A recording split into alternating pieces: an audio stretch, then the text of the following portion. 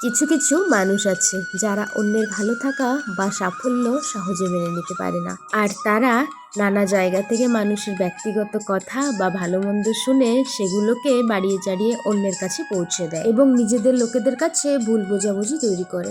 তাই নিজের মানসিক শান্তি আর ভালো থাকার জন্য এমন মানুষদের থেকে দূরত্ব বজায় রাখাই সবচেয়ে ভালো। আরেকটা কথা কি জানো, মানুষের মূল্য টাকা পয়সায় নয়, তার ব্যবহার আর চরিত্র।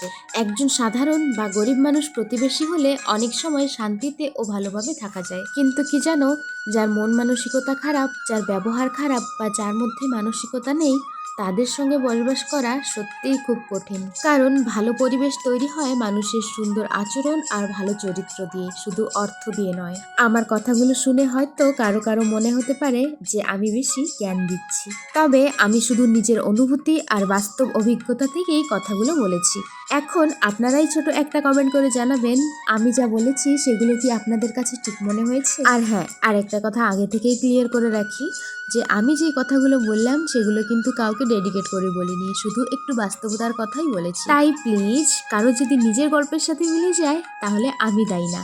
কেউ কথাগুলো মনে না লাগিয়ে হালকা নাও, ভালো থাকো। এই যদি আপনারা এতক্ষণ আমার ভিডিও দেখে থাকেন তাহলে আগে থেকে একটা ছোট্ট সরি। তোমাদের সবাইকে ওয়েলকাম জানাতে আমি একদমই ভুলে গেছি।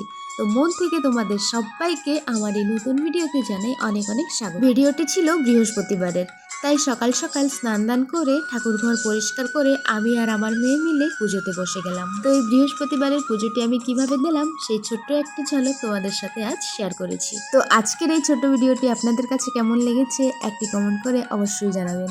তো দেখা হচ্ছে নেক্সট ভিডিওতে, ততক্ষণ আপনারা সবাই খুশিতে থাকবেন, ভালো থাকবেন।